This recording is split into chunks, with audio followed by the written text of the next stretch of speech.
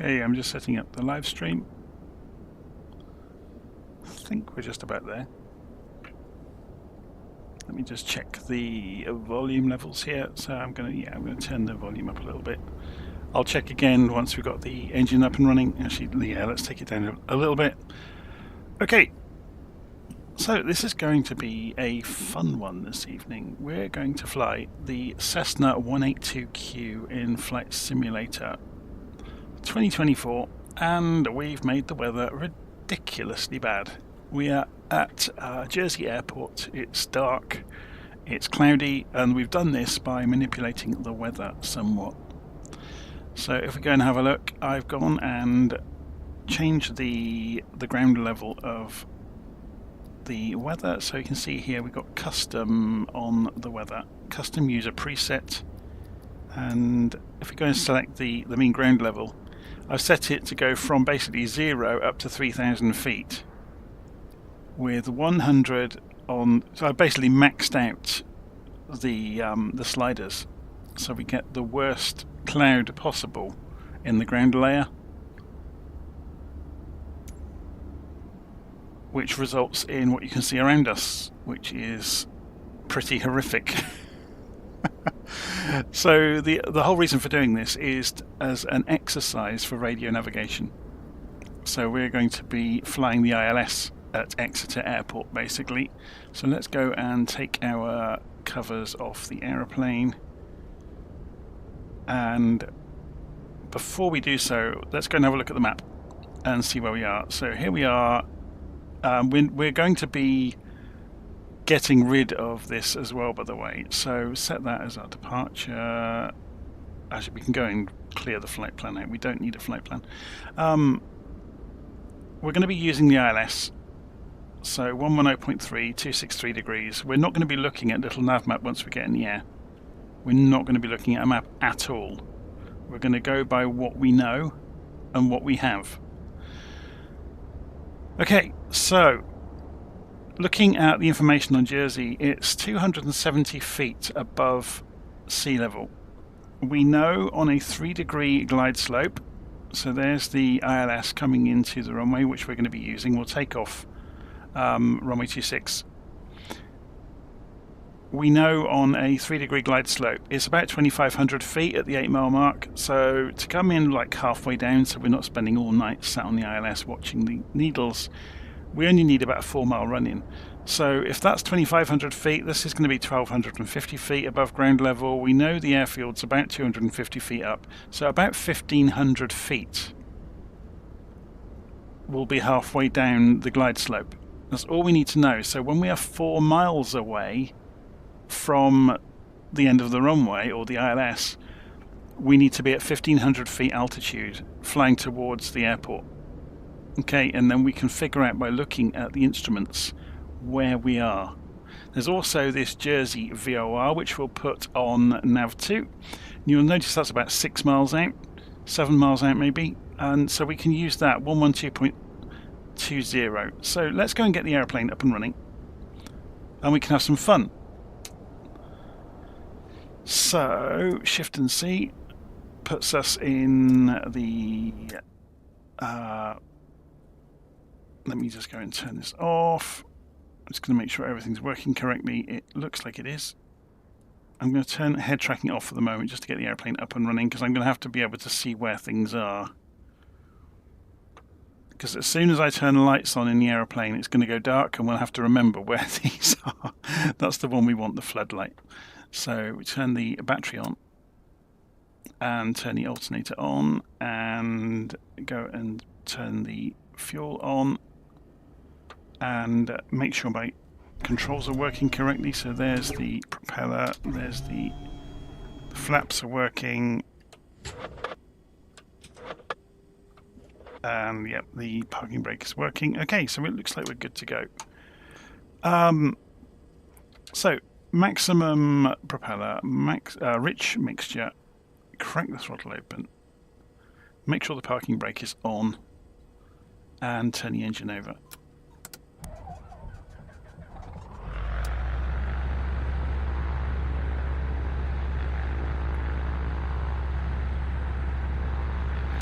Okay, so now we've got the engine turning over. We'll go and put the nav lights on, and we need to go and turn this knob up here in the dark. I'm going to put on maximum brightness so you get to see everything easily. We'll go and put the beacon light on and the taxi light on, and we'll also go and turn the avionics on now. So we're going to stop ourselves from cheating by not showing the map screen if we can help it on the GPS. We'll also go and put the transponder on standby. We should be able to swing out to the right here without hitting the building. Well, that's the plan.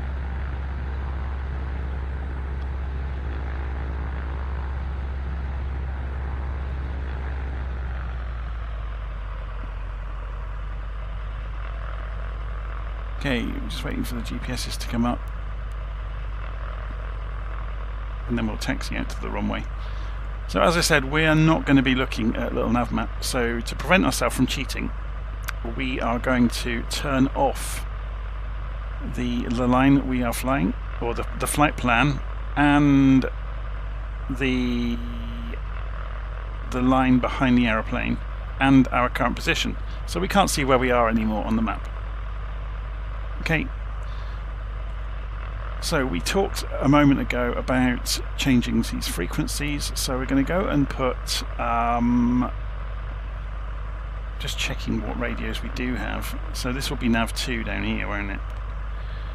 So we want 112.20, and we want this set over to VLOC, so it's using the radios instead of the GPS. So 112.20,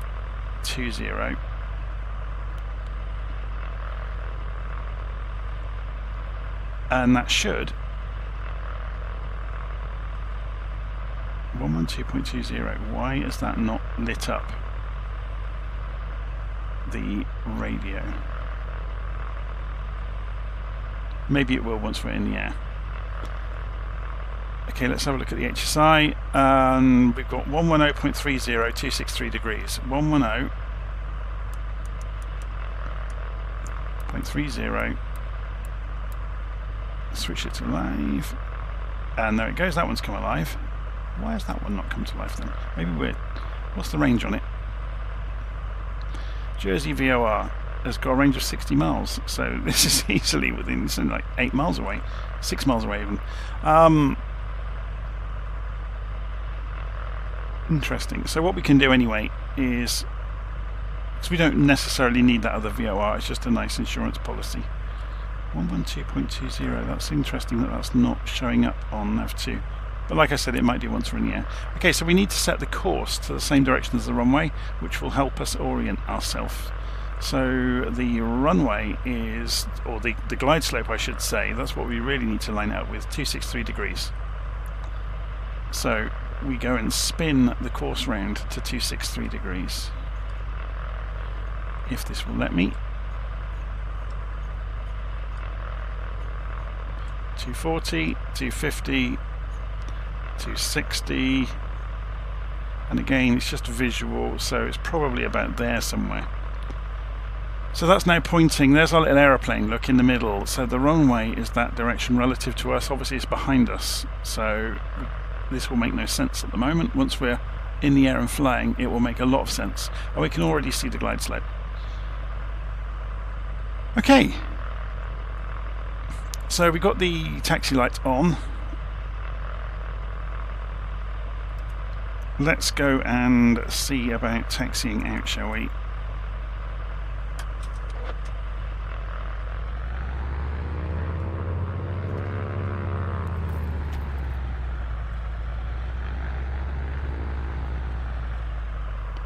So the taxi light is more of a hindrance, isn't it, in this sort of weather?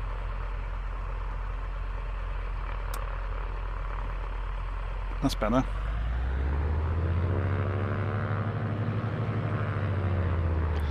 I am just going to go and pull the plug on my head tracker because it's having an absolute nightmare.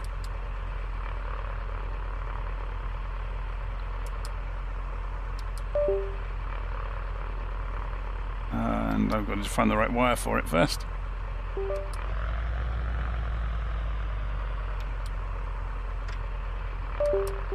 There we go, I found it. So I'm just unplugging essentially and powering up my head tracker. And it's just come back to life. Hurrah.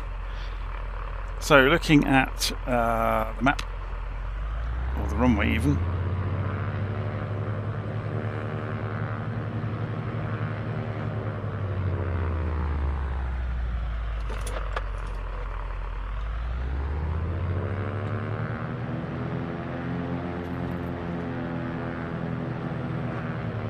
Going to go across the grass.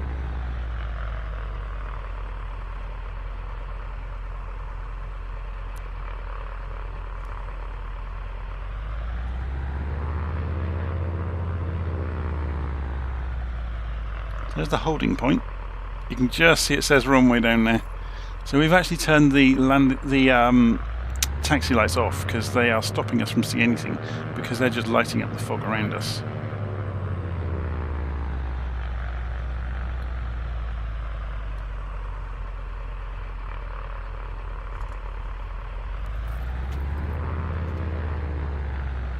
God, it's so bad we can't even see where the runway is.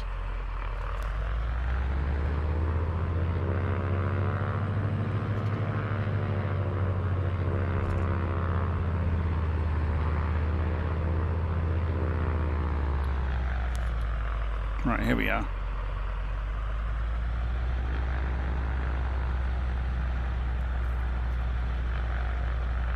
We have a runway.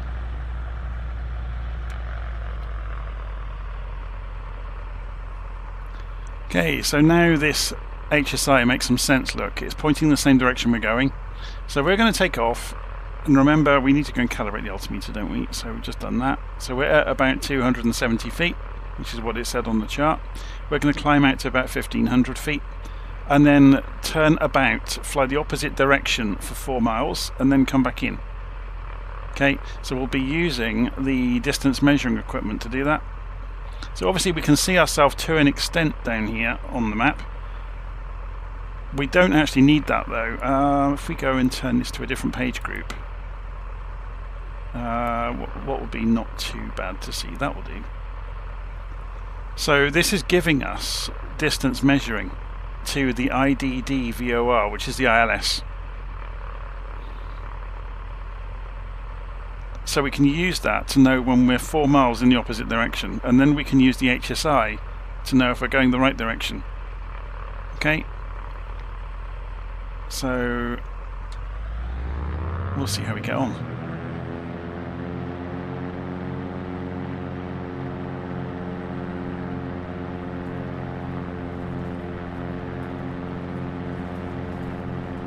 So speed's coming up, 50 knots, 60 knots, and rotate. And we're in the air. So now we are flying on instruments completely.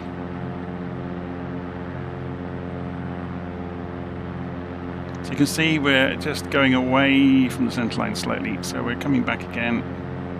I'm going to go and Control-Alt-Z this to make sure my HSI is lined up with the magnetic compass. So coming up to 1,000 feet, we can begin our left turn.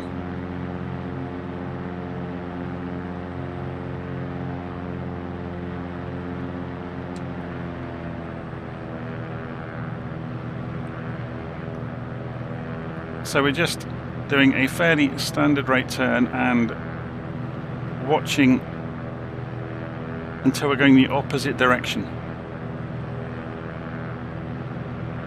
So coming up to 1,000 feet now, stabilise the climb to about 500 feet a minute.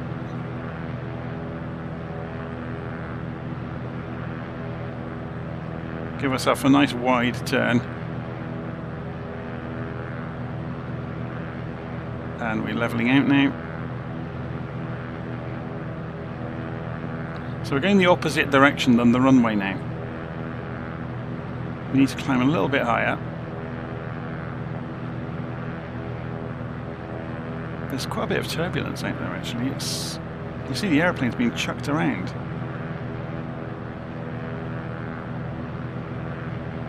So let's get up to 1,500 feet. The reason for getting to 1,500 feet is we know at 4 miles away from the runway we'll be about on the glide slope, but we can watch the glide slope marker to figure that out as well. So even if we didn't have distance measuring equipment over here,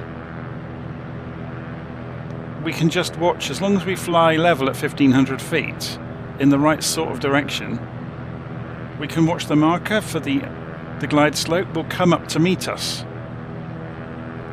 So I've gone way too high now.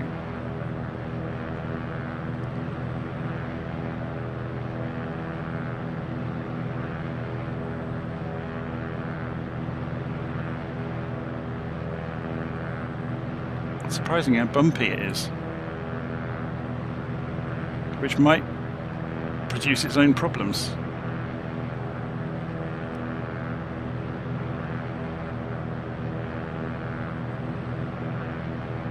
So this is saying we are now 3 miles out.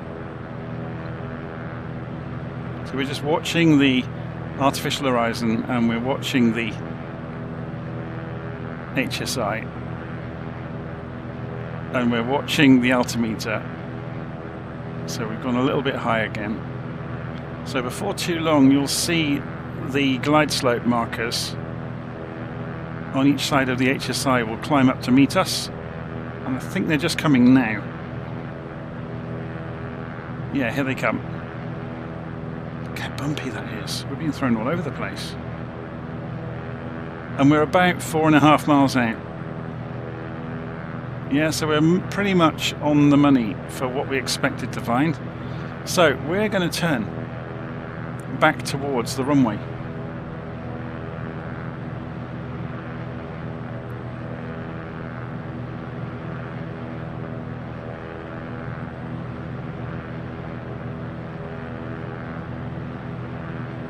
So the aim now is to get this into the middle.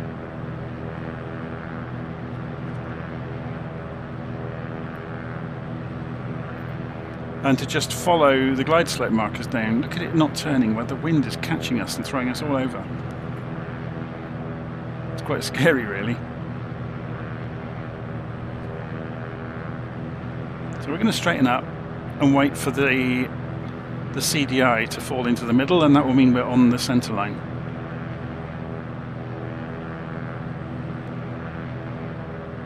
And turn a bit more. So we're flying back towards the runway now and we're more or less on the centre line. The closer we get to the runway, the more that needle will move quickly. So we're gone high.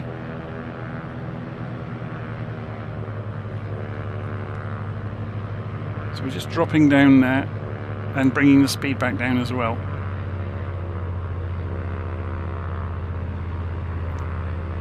So we're now just watching these markers and watching our descent rate. Generally, if you hit about 700 feet a minute descent rate, it should keep you on the... Well, it depends on speed, obviously, as well.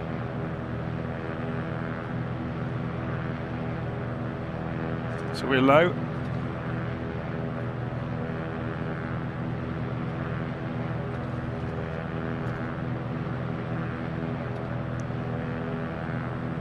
Slightly off to the right, slightly low. Look at that HSI, sorry, the vertical speed chucking us around. So I'm going to slow us down and put the flaps out.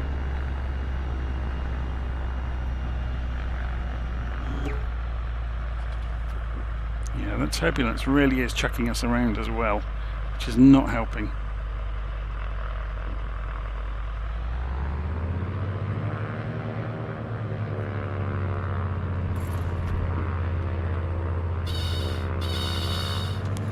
Okay, that's where the stall limit is then. We've gone low, obviously because we're stalling. So we're pulling it back up onto the glide slope. We're about 250 feet above the ground. Gone low.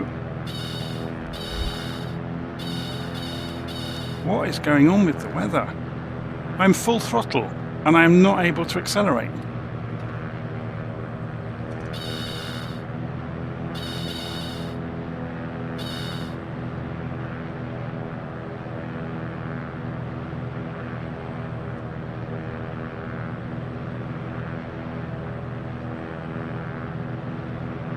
So we've stabilised it and there's the runway.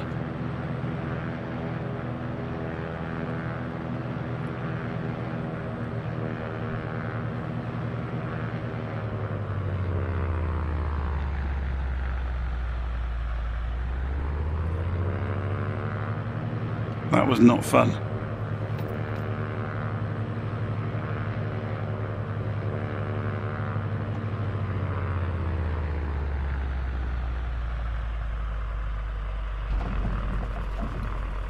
So we're going to bring the airplane to a halt and I'm going to see what's going on with that weather. Because that was just crazy. Being thrown around like a rag doll basically. You could see the inputs I was having to put in. So what's this doing with the wind? 8 knots. But that's not the whole story. It's gusting another 8. So we were getting nearly 20 gusts per minute of another 8 knots, and it was in our face.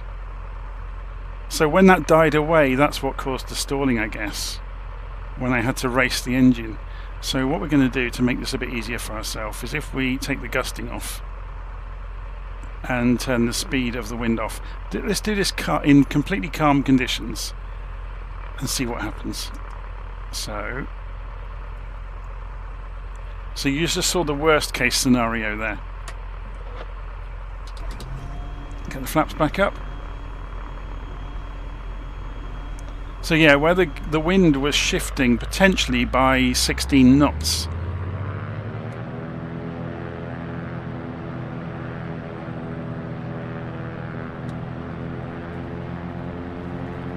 So we're going to go again.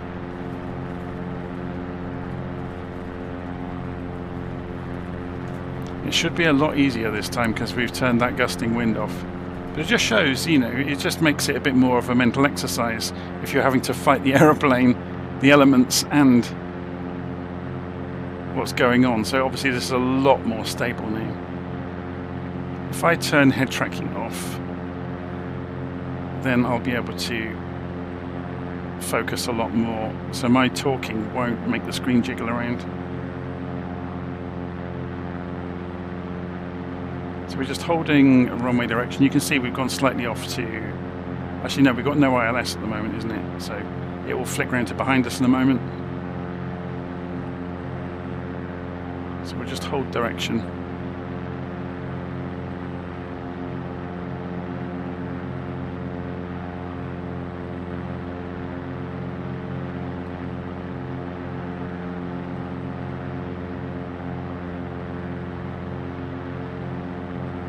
Begin our left turn.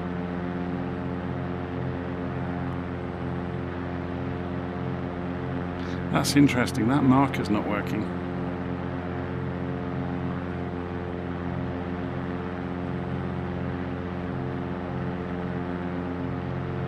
Unless maybe it doesn't on ILS, I can't remember, I'd have to look at the books for that. So we've gone beyond 1500 feet. Don't need to go any higher than that. Let's get the revs and the RPM back.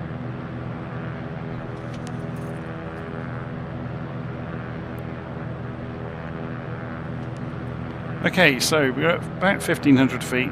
I'm just going to trim the elevator out. Of course we can now, we don't have to fight the aeroplane the whole time. So we're trimmed out 1500 feet, we're flying the reciprocal of the runway direction. We're off to the right of the runway, we know it's over to our left. Look, we've just lost signal as we're going past the VOR. It will come back on in a moment. We can keep an eye on the distance here.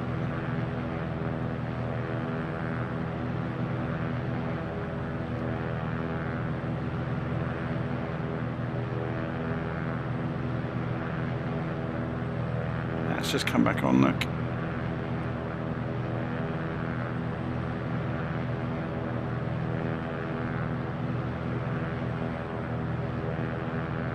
we're a little bit high. So we want to get to about 5 miles out, based on what we saw last time.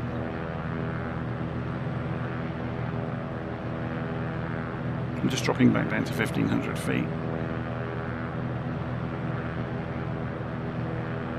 Of course, the aeroplane's accelerating, getting a bit more lift, and then not wanting to drop.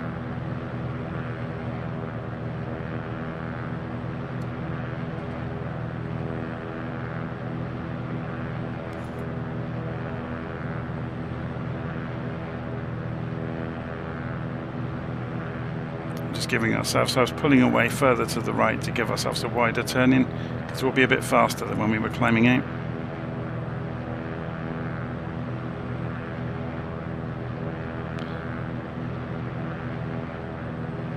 Okay, so we're flying along 1,500 feet, more or less level, reciprocal. We are 3 miles out. You'll start to see the ILS come up in a moment. So if you watch these markers, you'll see the glide slope. We're flying away from the runway, remember. So we're flying level, or thereabouts, but the glide slope gets higher and higher the further away it gets. So when we're far enough away, which will happen in about another mile, it will come up to meet us. Here it comes. So we're at that 1,500 feet mark, which is about 4 or 5 miles out. Look, 4 miles. The reason it's not 4 miles is because the VOR for the ILS isn't at the end of the runway. So the distance is being measured from the middle of the airfield, more or less. Okay, so now we're going to turn around.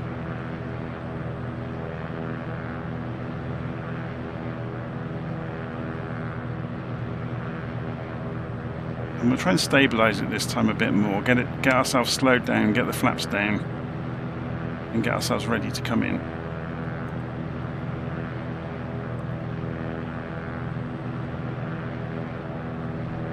So you can see we've just come through the centre line, so let's tighten this turn up a little bit.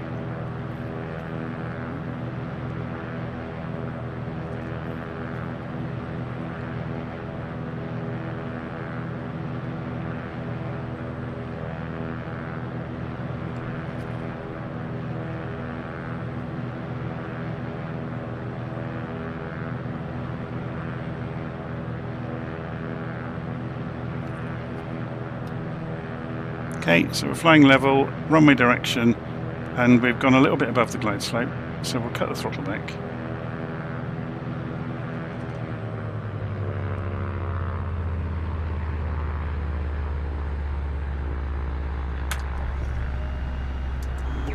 Just going to move us slightly around in the cockpit, so you get to see what I see as well. So you can see we're high according to the HSI, so I'm just dipping the nose and then pull it back up again. Throw the flaps out. We're off to the left. So we're just going to go to a slight angle, put ourselves on an intercept.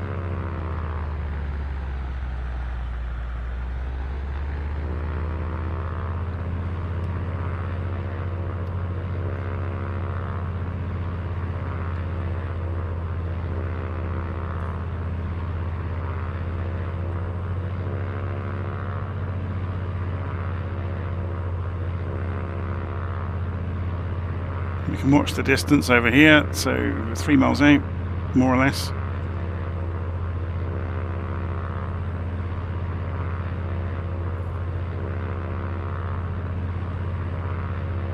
So we're a bit low at the moment.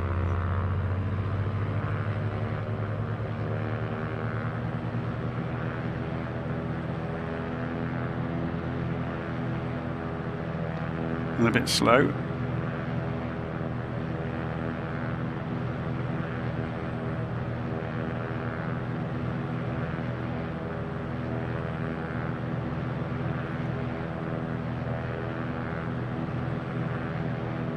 Do you know what? This is a lot easier with head tracking on, so I'm going to turn it on.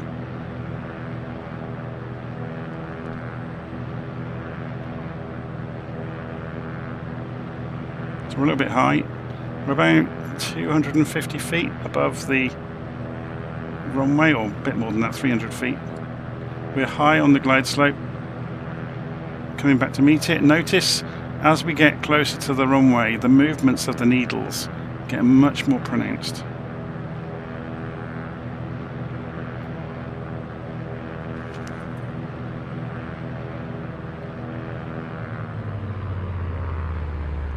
And there's the runway. That wasn't a very smooth demonstration, but at least you get to understand what we're seeing.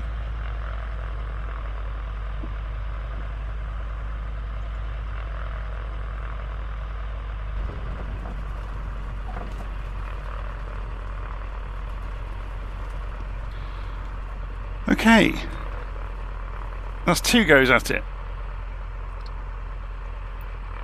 So what we'll try next is something different. We'll try some other horrific weather. So if we go in here, what have we got? So that was overcast at night and made worse. There's the normal overcast. Yes, there's a very pretty airport over there. Look, we haven't seen it. Let's go and do rain, maybe. See what it's like. Rain. Should we do this in the daytime, maybe? Make it a bit different.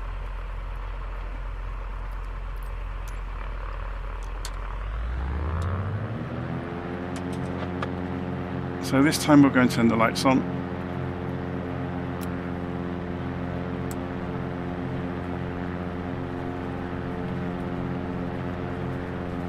So it's exactly the same principle as before.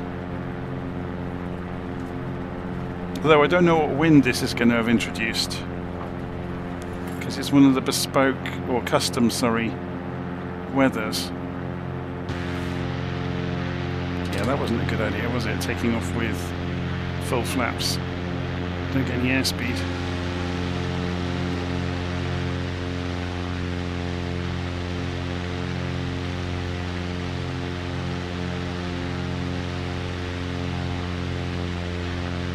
So this should be fairly straightforward, because we've got very, very good visibility.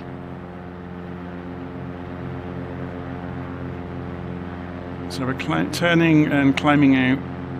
I guess the only problem we might get with this accurate physics modelling in the sim is where cloudbursts are happening, we could get wind shear, where pockets are opening up in the air, because it does model it.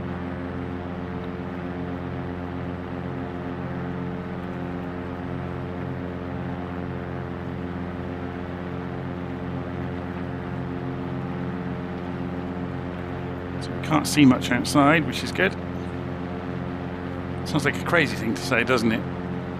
Thinking that if you can't see anything, that's a good thing.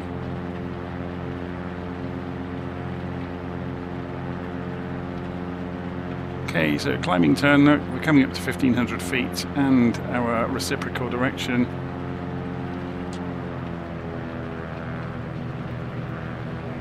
So we're going to fly downwind 4 miles and then turn back in. Whoa. We just gained an enormous amount of lift all of a sudden then. Look, it jumped us up 300 feet.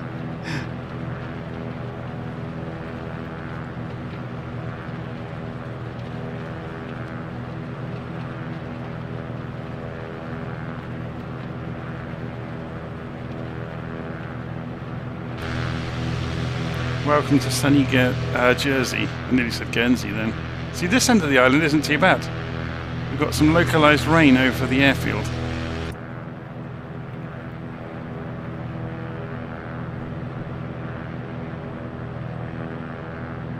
It's good fun, this, isn't it? It's good practice, I find, doing this sort of exercise. Just to remind yourself how the instruments work and to trust your own instincts or the visualization in your head of where you are. So remember, we're waiting for the glide slope. We could descend. We could fall into the glide slope if we don't want to go too far away.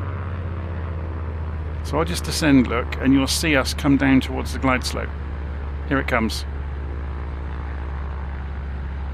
So let's turn back in. Into the invisible murk. and at which point we will be entirely dependent on our ability to read the HSI to know if we're on the glide slope still.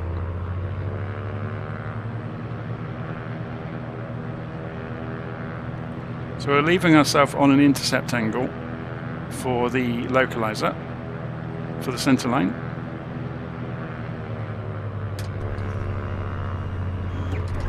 Let's get the flaps down.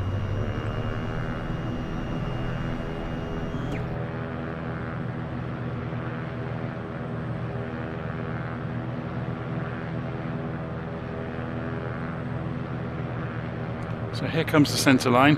You can see the CDI moving in. So we're going to bank towards it, not too much. And we're slightly below the glide slope.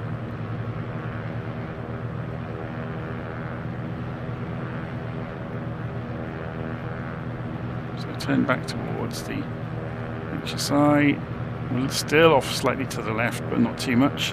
And we can look out the front because we'll be expecting to see something out here soon. So on approach, we should see a runway in front of us before too long. We're about the right height now. Just looking at the glide slope markers there.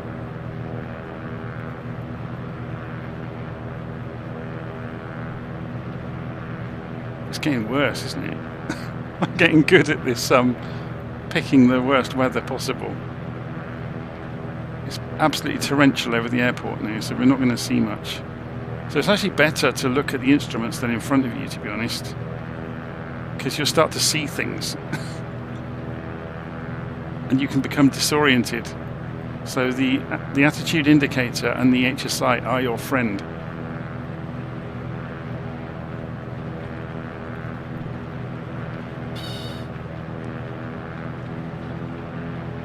Yeah, we just went through a wind shear, I think, in the rain, and there's the runway directly in front of us.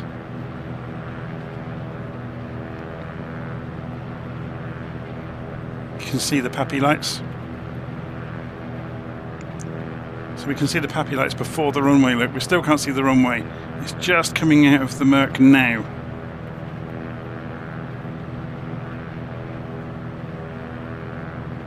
That was a really good example, and there we go, look.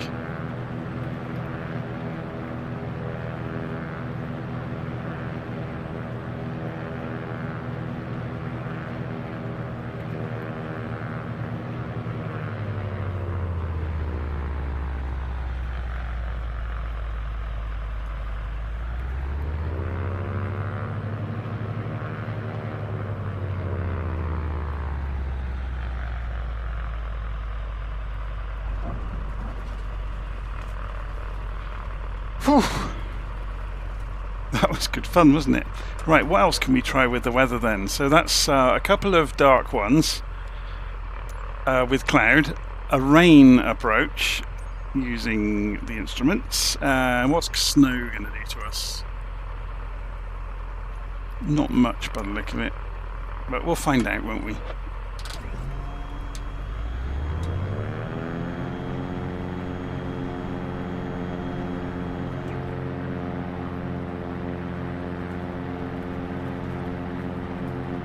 We'll have a look at the airport in a moment. It's a really lovely airport in Jersey. This is the one you can get from Orbex that I've got installed.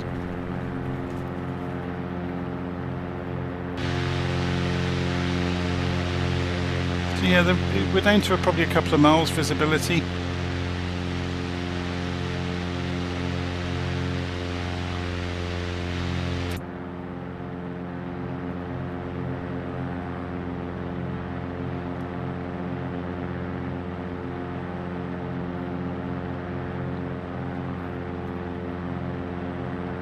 So this is a lot easier than the torrential rain, to be honest.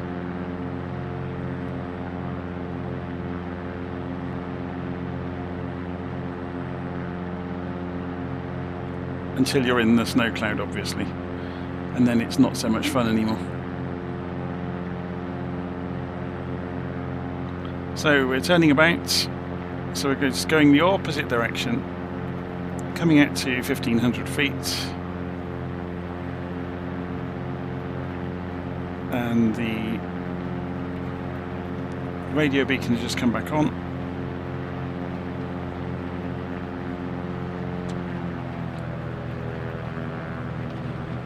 We're being pelted with snow.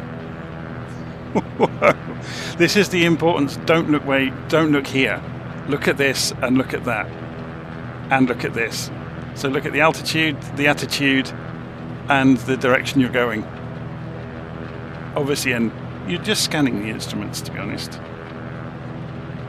So if anyone's wondering that came in late why we haven't got the GPS on, this is an example of just following the instruments. So look at that. We've suddenly climbed. Suddenly pitched up in the middle of this driving snow cloud, and we're icing up as well, so this could end in disaster, but we'll see. So let's descend down a little bit.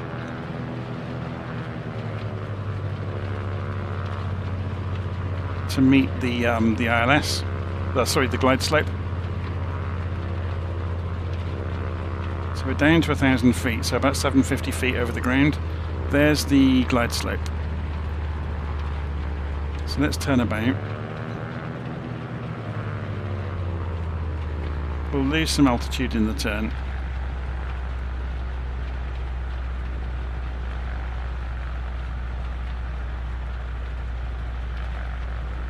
Just gone through the centre line of the runway.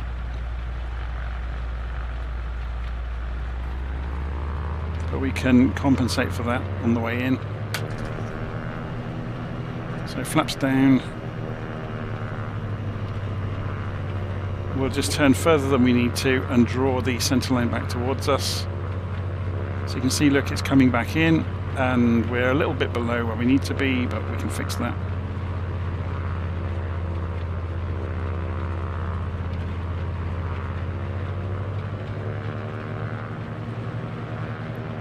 So 900 feet, we're probably about 750 feet above the ground.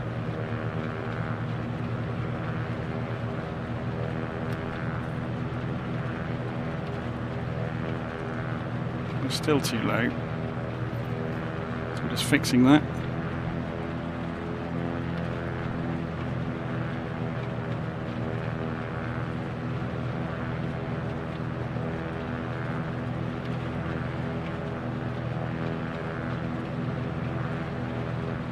Two and a half miles out, according to the distance measuring. But remember, that's reading from somewhere further up the airfield.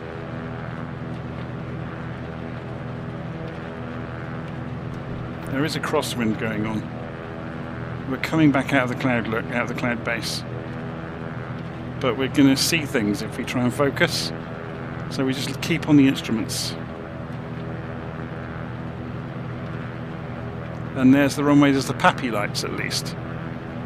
And the runway should be alongside them and will appear to us very soon. There it is.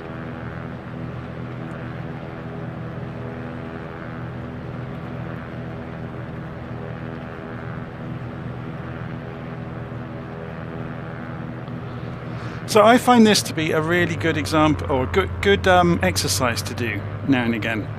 Just to do blind circuits with varying different, difficult weather conditions, which forces you to kind of think outside the box sometimes and not just blindly follow the GPS, to actually fly it. So this was all hand flown, if you didn't realise that, by my erratic inputs to the aeroplane.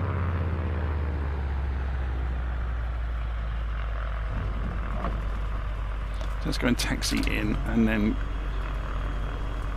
go and collapse into an armchair somewhere.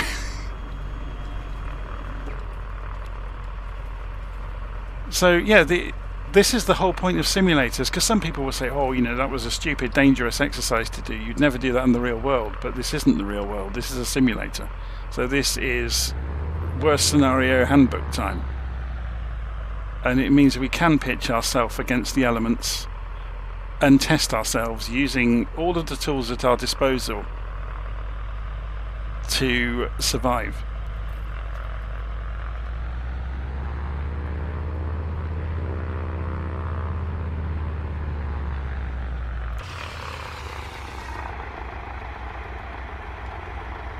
Just going to go and park down in the GA parking where we started from.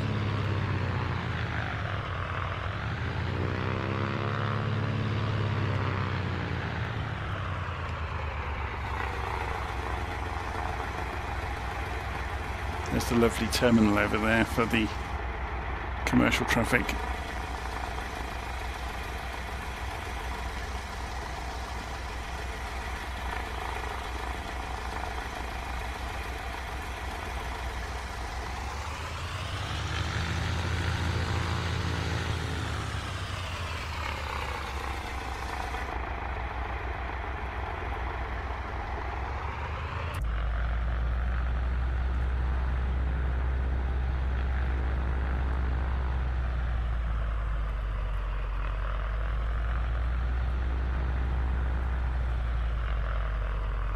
I will say that doing this sort of exercise does take it out of you, because you're having to switch like every corner of your brain on to scan the instruments, to operate the aeroplane, and to visualize where you are in the airspace.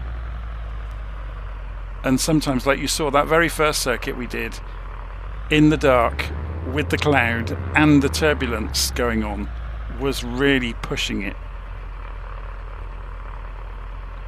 So it was, getting towards, I think they call it saturation, where you start to basically run out of talent. And I was on the cusp of that. So yeah, it concentrates your mind wonderfully though when you are backed into a corner, and it's amazing what you can do. We used to have an Air Force pilot live next door to us. Let's go and turn the engine off for a second, and I'll just talk about this before we shut down for the day. So if we pull the mixture, that uses up the leftover fuel, and then the mags can come off, or the kit can come back off. And the pitot heat is jammed on. Interesting. Do we not get to turn that off in this aeroplane? Is it, maybe the switch is broken? Frozen shut, maybe. I used to live next to an Air Force pilot, and we were talking one day, and it was on about these various air crash investigation or near-miss documentaries you sometimes see, where crews have performed wonders with getting an aeroplane down that, by all rights they shouldn't have been able to. And when they've replicated it in the simulator, they weren't able to do it. But in the real situation, they were, because their body basically ran at 3 times normal speed to allow them to do it. So adrenaline is an amazing thing. And that first circuit we did, when I was kind of pushing it a bit and finding out, hadn't flown the aeroplane for a while, didn't know what the wind was doing outside because I couldn't see it. It was pushing it. Anyway, I'm going to leave it like that and let you go off, and I dare you to do it. Jersey is a really good place to do this. Exeter is another good place to do this because they've got ILS. So, and obviously it's got GA aircraft on site, so you can go and fly the circuits and play around with vicious weather and test your skills out. And if you've got a glass cockpit aeroplane, turn off the visualization because that's cheating. And if you've got GPS, dare you to change the page like I did so you can't see where you are. It makes it much more fun. Right, I'm going to leave it there. Hopefully you enjoyed that fairly short for me video. I need to go and have a cup of tea and sit down. Take care. See you soon.